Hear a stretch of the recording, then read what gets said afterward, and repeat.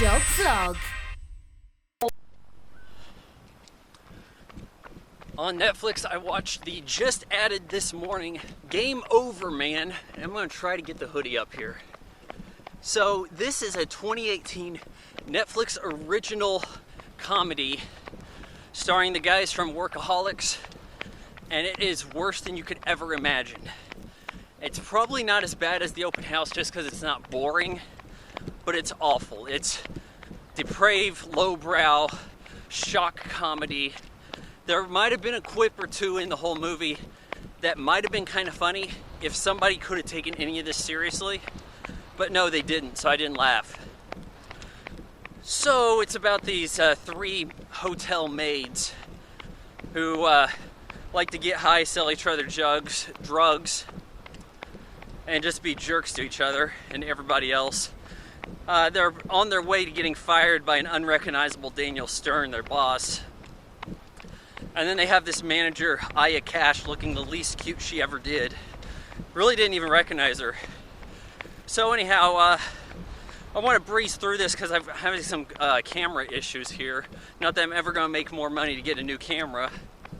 But yeah, I guess it's overheating. It's cutting off my videos to surprise me. Well, our three jerks, I'm just going to call them the three jerks, I guess, or the workaholics.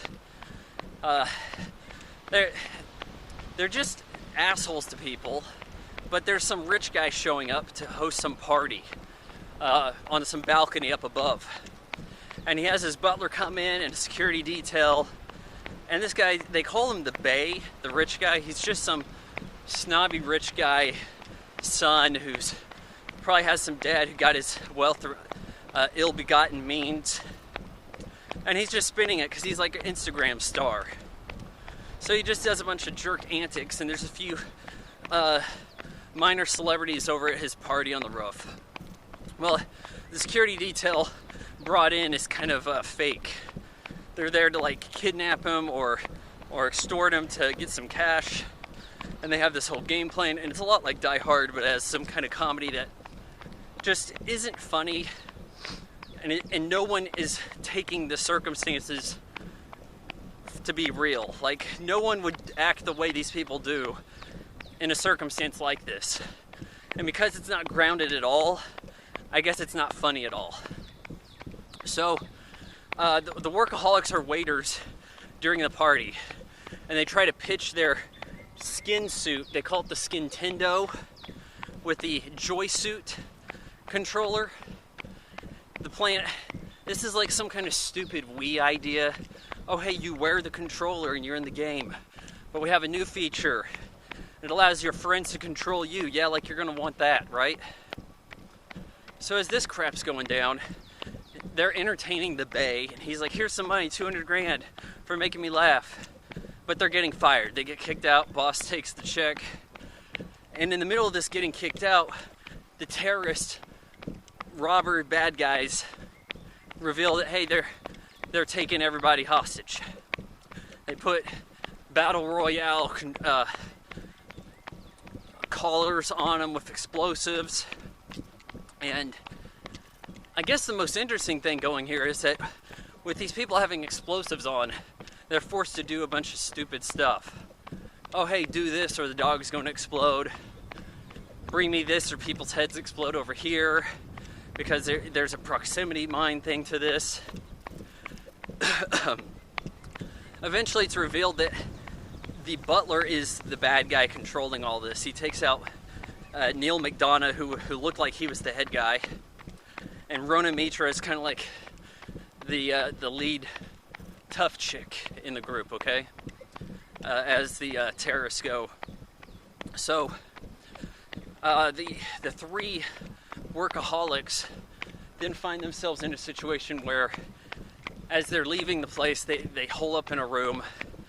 They surprise one of the villains by having Adam DeVine strip of his clothes and trick him and stuff. So you're going to see a whole lot more Adam DeVine than you ever expected in a movie. You know, I guess he really went balls out with this. It says him and his pals here are all up in the script and everything. Does it look like a movie? Sure. I mean, as movies look today, there's a bunch of CGI gore effects, explosion or two, you know, that aren't real. But hey, that's the way big budget movies do stuff now. Everybody stay in air controlled, an AC environment. Have the nerds on the computer do all the effects for you, right? That's the way we do stuff with movies now. It's like I just said on Twitter, filmmaking is a bunch of aspiring artists and seasoned professionals working to undermine your vision. Anyways, they take out some guards by accident, and there's gay jokes here and there. They continue taking more and more out by accident, and they end up doing some kind of stupid zip-lining thing where they're going to try to escape by going to another building. Only, of course, that doesn't work, right? So they're back in the building, but they're taking guys out, and eventually they start getting guns and shooting people up. It's like a shitty version of Die Hard. Only Die Hard's funnier because it's grounded. And over here, everybody's just, hey, here's a joke. Nope, it's not a joke if it's not funny. So that's the way this movie plays it. Eventually, there's like some money that shows up. I don't even know how it got there, because then the helicopter shows up later or some shit. So they wanted some demands from the cops, but they also wanted to extort the rich guy. So it was kind of like, what's the plan with the money exactly? The workaholics end up capturing a dude and put a kind of haphazard skin suit, joy suit as they're calling it, on the guy. He's dead, but they're running him around like a zombie. So for something called Game Over Man, why does it seem to have nothing to do with games? Until at the end they talk about games some. I mean, they talk about games, they're not playing a game. Isn't this a little false advertising? Maybe you're expecting a comedy that involves video gaming or gaming humor, and you're not getting any of it. So, yeah, that's your movie here. They whip this guy into the room where the terrorist is manipulating people, and he takes out a few. I think he maybe took out one or two. Like, it wasn't really the end-all be-all move that saved them. And yet they're going to kind of name the movie over this. It doesn't make a lot of sense. So, yeah, as this is going down, I thought that we kind of missed out on the more interesting aspect of the film, where we had a lot of B and C-list, D-list celebrities at the party, and they're being forced to do a bunch of weird shit to try to stay alive. You know, this guy's the Bay, his butler, makes him toss some guy's salad, and then he turns the tables on. It's gross. Just the whole thing's gross, guys. Shit, I'm gonna have to run past some people here. Eventually, the workaholics run into the room, shoot up the terrorists, and everything looks like it's gonna go okay. Aya Cash plays their boss, and she's starting to take charge of some of the situation. One of them takes out Rona Mitra, and then the bad guys have headed up to the top floor where they're going to get on the helicopter. Then the workaholics show up, and they have the cash that I guess the police gave them in the ransom, and they're like, hey, we're going to exchange the cash for the Bay, the rich guy, your hostage. And he's like, okay, fine, because they brought an extra bag, and they're like, okay, put him in the bag. We're going to do a switch here. They're going to still think you have a hostage. You'll get away. All right, fine. But to ensure this, boom, shoots the bag. And they're like, oh no, kicks that guy out, takes off.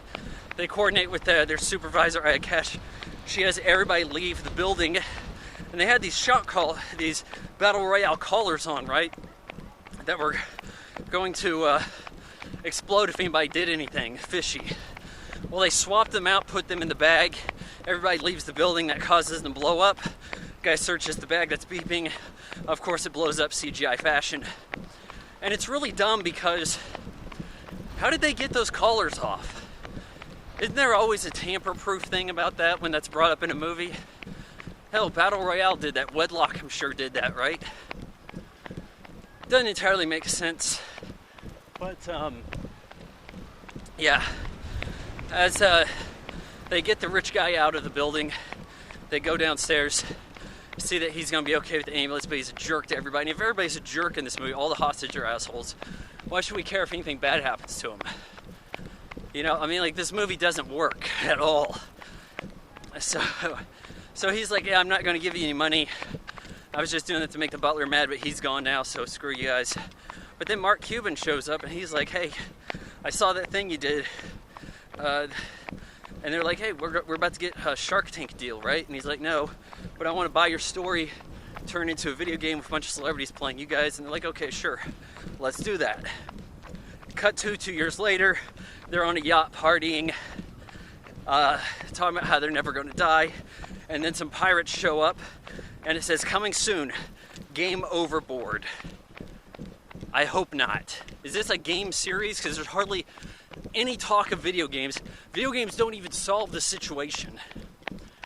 They just named it after what Bill Paxton said in Aliens because it was cool. Yeah, I'm giving Game Over Man 1 out of 4 stars. Shit. Okay. How far did we go here? 31:55. 2.11 miles. And mostly that's because I had so many recording issues trying to record this.